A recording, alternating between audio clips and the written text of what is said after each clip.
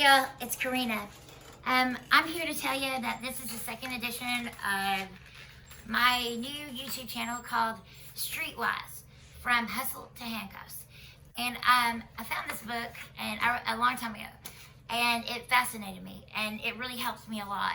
And I wanted to share it with you. I'm going to read the book. So this is kind of like an audio book, and this is part 2 of it. It's called the Outlaws Bible. And it's written by, I can't see his first name, but I think it's EZ initials. And his last name is Boozy. Okay? Now, I just did the first part of the book. I didn't even get through chapter 1, I don't think. But this is where I left off. And I left off suddenly because my memory became too full, so I fixed that part. It shouldn't happen again. All right, so this is what's up, okay? I'm reading a book to you, and this is a wonderful book, so please. The snitch is the single most powerful tool that the police have. Though his assistance, through their assistance, there have been more undetectable crimes disclosed, more unbreakable cases broken, and more invulnerable suspects convicted than by all the combined technology of the law enforcement arsenal. Appealing to the 5 snitch motives where and whenever they can, always hoping to develop a new source. The government cops create many of their snitches by extorting cooperation from people they've caught but have refrained from filing charges against. Junkies are particularly vulnerable to this ploy because the prospect of even a minor bust is a nightmare for someone who's physically dependent on narcotics.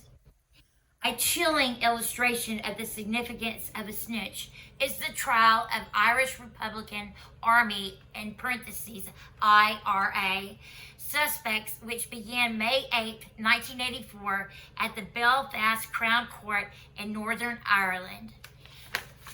A single informer named Raymond Gilmore was responsible for bringing 39 people up on 190 charges, ranging from helping an illegal organization to murder. In our country, it's more common for the police to refrain from even identifying their informers, much less bring them into court to testify. They prefer to keep them out there working in the community until they're either discovered and killed or no snitch are no longer useful. Nobody really likes or respects the snitch, me included. Not even the police. He's merely an effective tool for them to use up and discard. Bearing in mind their different perspectives, we can now briefly discuss what the various cops intend to accomplish by their activities. Amateurs are ostensibly, the word is spelled Ostensibly, and I can't pronounce it, involved in police work to provide a service to mankind. If motives are honestly appraised, however, it's usually the satisfaction of a personal psychological need, which they're really out to achieve. In the case of an informant, the purpose is to satisfy his indignation, revenge, jealousy, greed, or fear. And amateur cops can snoop around and perform a variety of auxiliary tasks, but invariably, they must get their objectives accomplished through the police, since they have no real authority of their own. Private cops are out to protect the interests of their paying clients or employers. They're the only ones who actually are out to accomplish their stated purpose. There may be secondary benefits, their principal driving force. They snoop, develop data files on people, and collect evidence for their clients' use. They track down missing persons and things. They stand guard over property and transport valuable cargoes. Unlike the amateur cops, they're usually authorized to carry guns and use them, and they can get down to business on the physical level if it's necessary. Government cops are purportedly out to take care of citizens. to serve and protect. As the police motto claims, their real purpose, however, is something which few of them ever consciously think about. It has nothing to do with making right triumph over wrong. Their true mission is to protect the status quo for the benefit of the ruling class. A few outrageously powerful concerns own most of the wealth of this country and indirectly control most of what they don't own. The legal machinery, which consists of the courts and the lawmaking bodies, is part of that control realm. Laws are created by the legislature and interpreted by the courts so that the interests of the controlling powers are best served.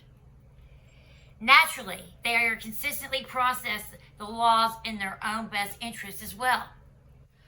A complex system of prerogative has thus been created, whereby the lion's share of the wealth and power is retained by the elite, and generous portions are allowed to filter down within privileged circles. The bulk of the population, those middle-class working folks whose labor has generated all this wealth, are lucky if they get enough to make ends meet. The poor get a few bones to chew on. Did you hear that? The poor get a few bones to chew on. Many of the middle-class folks, including the cops, occupy government jobs. These jobs don't generate any wealth at all. Government regulates, it does not create or produce anything. Ultimately, then, all the government parasites and elitist fat cats are supported by the overburdened working stiff, who consequently finds himself staring blankly at his empty hand and wondering where all the money is gone. Some plausible explanation is in order to assuage his discontentment. Enter the poor man, crude and scantily educated. He fails to communicate well with middle-class people. He's culturally in places where they wouldn't go in broad daylight. They cannot understand or empathize with them, and it's only one-step journey to go from ignorance to hatred. They're prepared to believe the worst about them, and the worst is what they hear. Reports come pouring out of the government agencies, raising the hue and cry that crime is on the rise in America. Newspaper headlines. Okay, y'all remember, this is 80s, all right? But this information is very valuable anyway. Now, newspapers, we can refer to the internet, of course, you know that. Reports come pouring out of government agencies, raising the hue and cry that crime is on the rise in America. Newspaper headlines and the 6 o'clock news broadcast, graphic stories of murder and mayhem, cleaning up crime, murder and mayhem on the streets. Politicians pontificate about cleaning up crime and bringing back the good old days. Movies and television programs dramatically portray innocent citizens being brutally assaulted by grotesque-looking thugs. And who are the things that receive all this bad press? You guessed it, it's the ghetto people.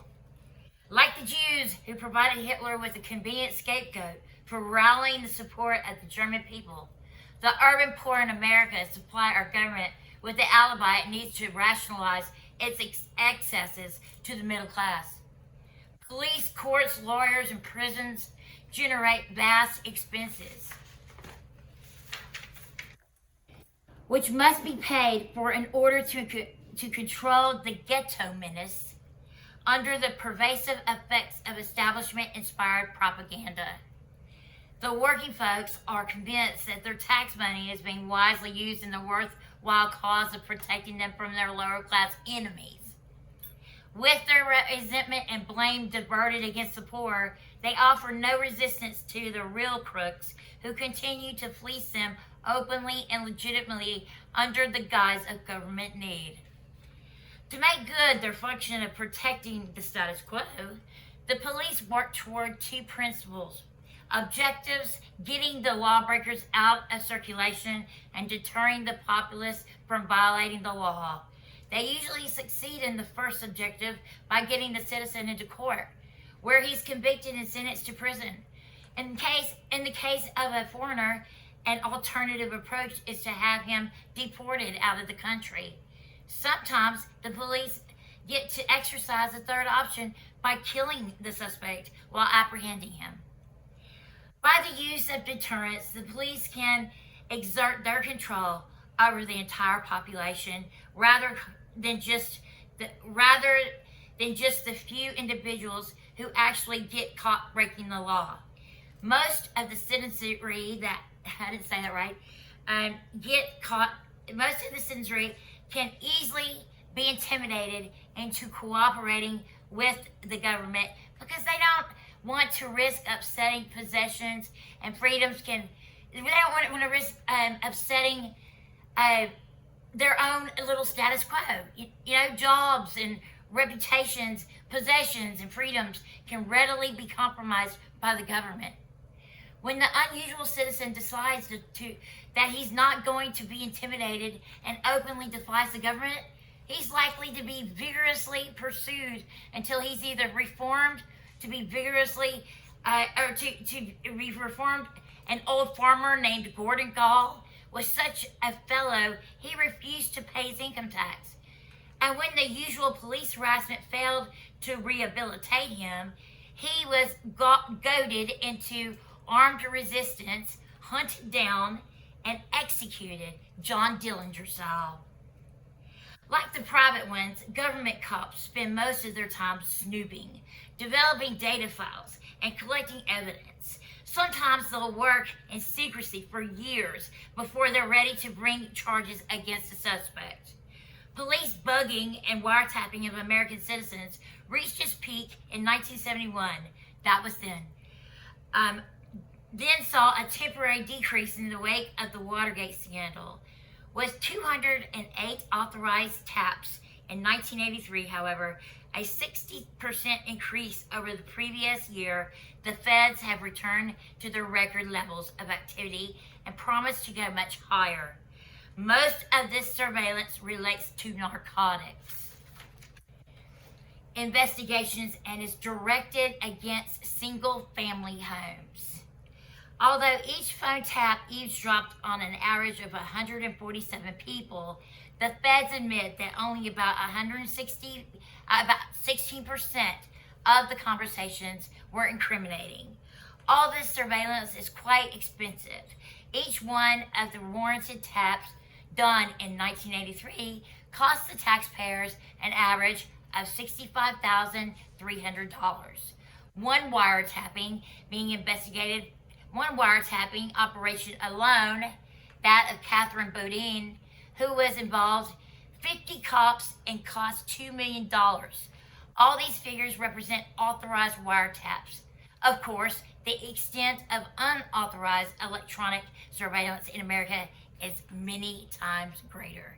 And we know that from Edward Snowden. Now, I'm going to pick up where I've left off. I think I'm still in chapter 1. Great book I'm reading, the Outlaws Bible. I hope y'all are listening. Till next time, see ya.